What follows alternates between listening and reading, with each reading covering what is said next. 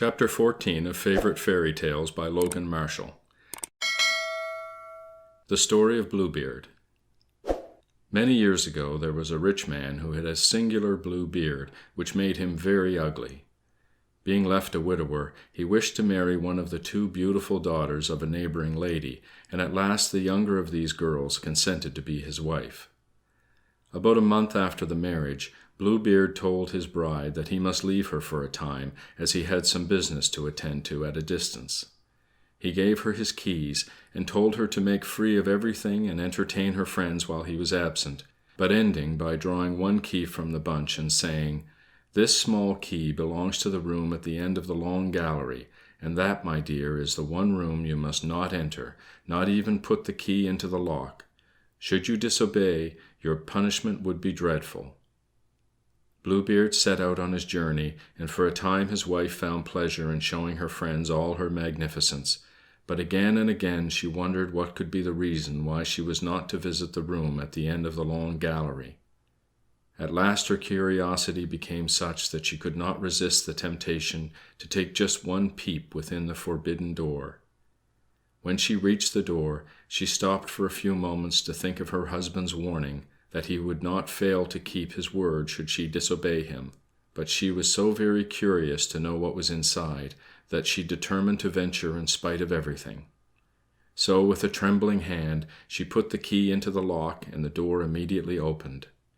The window shutters being closed, she at first saw nothing, but in a short time she noticed that the floor was covered with clotted blood, on which the bodies of several dead women were lying. These were all the wives whom Bluebeard had married and murdered one after another. She was ready to sink with fear, and the key of the door, which she held in her hand, fell on the floor. When she had somewhat recovered from her fright, she took it up, locked the door, and hurried to her own room, terrified by what she had seen. As she observed that the key had got stained with blood in falling on the floor, she wiped it 2 or 3 times to clean it, but the blood still remained. She next washed it, but the blood would not go. She then scoured it with brick dust, and afterwards with sand.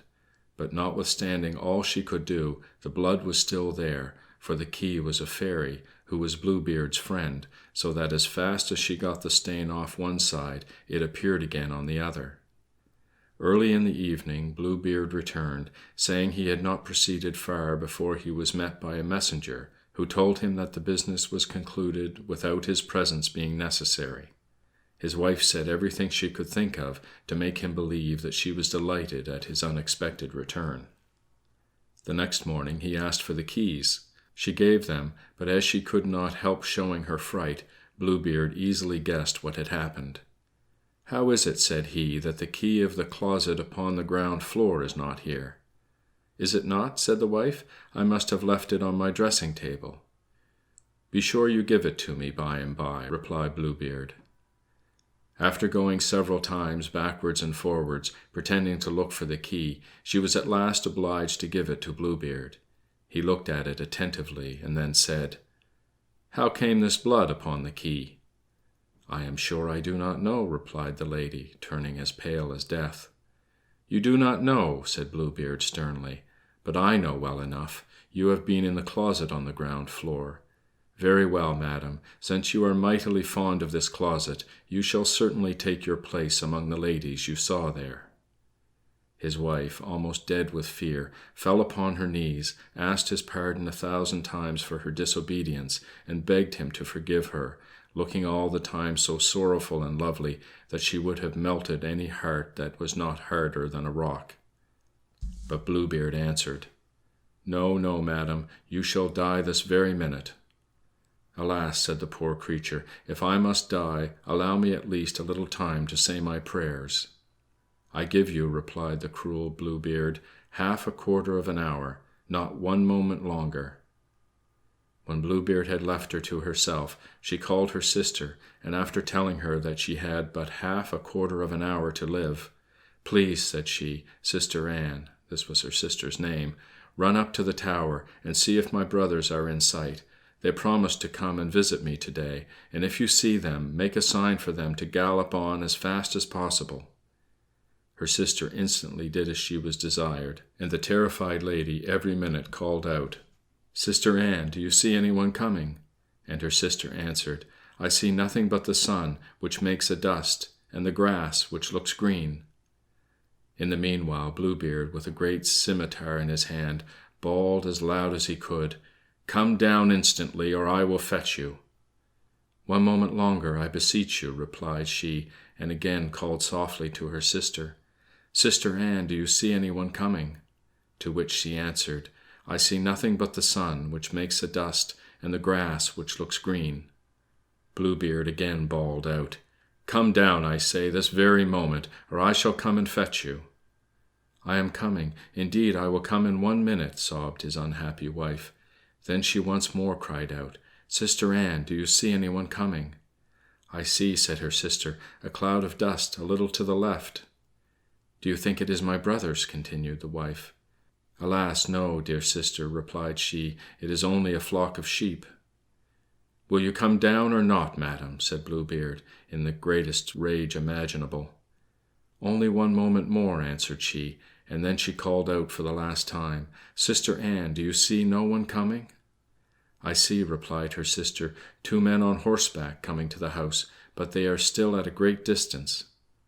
"God be praised!" cried she. "It is my brothers. Give them a sign to make what haste they can."